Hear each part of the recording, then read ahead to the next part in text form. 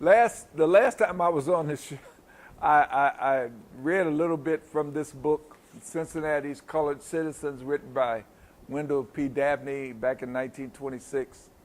And it seemed to me that I was going so fast and the time was running out. And I didn't really give it the kind of attention that I wanted, because what I read that particular time on that show was so, not funny, but you know what I mean, outlandish when it comes to politics, that I wanted to revisit that and make sure that you understand what I was talking about. But before I get into that, there's another part of the book that I want to share with you. And it's under the heading Business, just business. And it says, as our statistics show, we have hundreds of business houses, a multiplicity of certain kinds, a scarcity of others. Naturally, those necessitating small capital and of a largely in demand are the most numerous. Now, this introduction goes on to say, to talk more about the kinds of businesses, black businesses that were in Cincinnati back around 1926 through 1930. And it says, in the early days, though there were fewer, yet results show that our businessmen were better.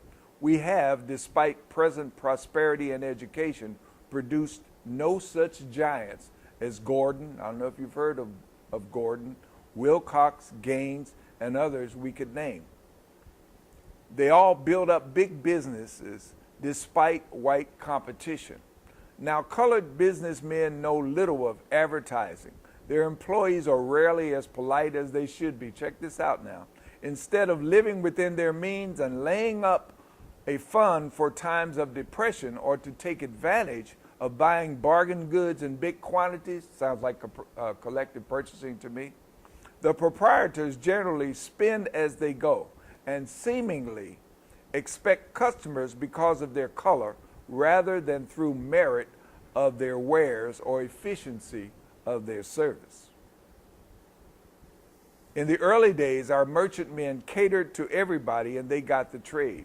Money speaks all languages. What did I say a couple of weeks ago? Along the continuum of business, at first, yes, there's blackonomics, but along the continuum, at some point, it's green. And that's what Wendell Dabney is saying here. You need to take care of your business. If you're running a business, take care of your business. Do what you say you're going to do. If you say you're going to open at 9 o'clock, don't come bouncing in there at 10 o'clock. Do what you say you're going to do. It's your business. Nobody forces you to say, I'm opening at 9. If it's more convenient for you to open at 10, do that. But do what you say you're going to do. Don't rip people off. Have some integrity about yourself and take care of your business. That's the same thing was happening back then when Dabney wrote this book. Now, here's what he says. A Jew will buy from a Negro, Dutchman, German, or any person from whom he can get the best bargain. Jews are the finest salesmen in the world.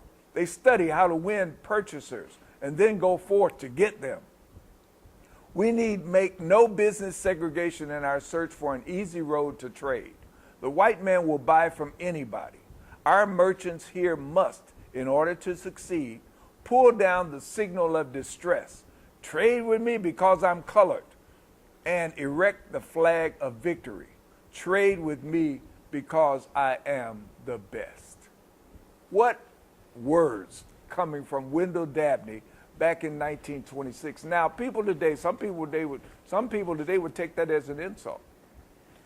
What do you mean? I mean, what is he talking about? And he's down in black businesses and everything. I'm just trying to point out to you that some of the same problems we have today we had back then. And we need to be more business-like when it comes to our business. That's all I'm saying. We always talk about the lack of our businesses. We talk about the fact that we don't support our businesses and people, have a problem with something that took place and they'll walk away and all. Yeah, that's true. And that's wrong. You don't walk away from all businesses because one messed up. But on the other hand, business owners, entrepreneurs, you need to take care of your business. If you're going to be in business, be in business. I always teach in my class, there's a difference between doing business and being in business. You're in business if you paint a wall for someone and they pay you $100.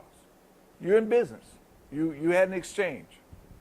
But you're doing business if you know a little bit about the accounting, how to keep books, how to do some marketing, some advertising, customer service, all those other kinds of things. So are you in business or are you doing business?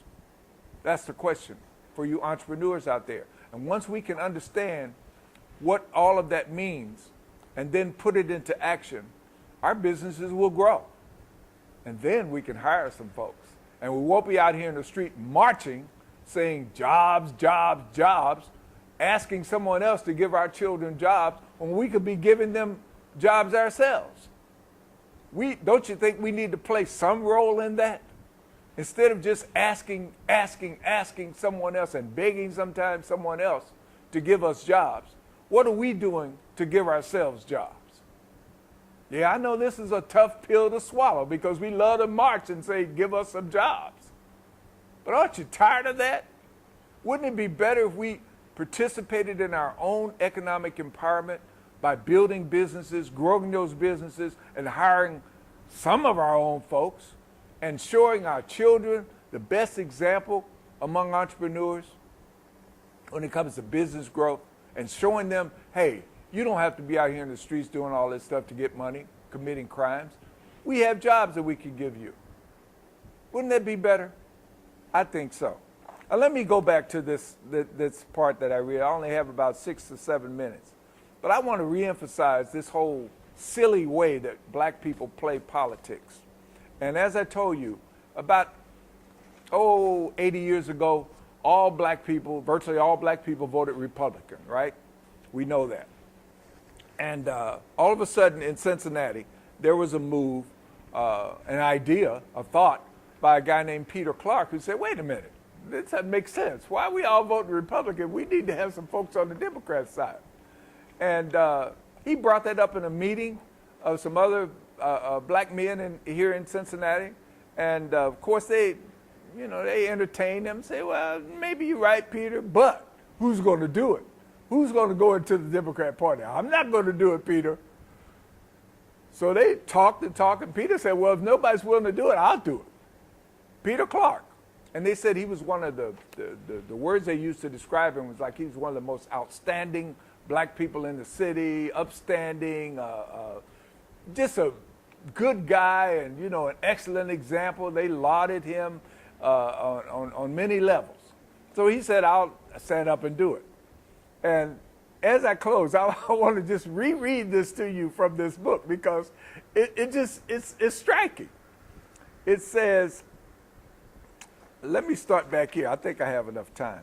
Colored men were on many committees, were well mixed in all political deals, were called on for counsel and consultation, but either through educational inefficiency or because they were owned by the Republican Party, very few positions were given them.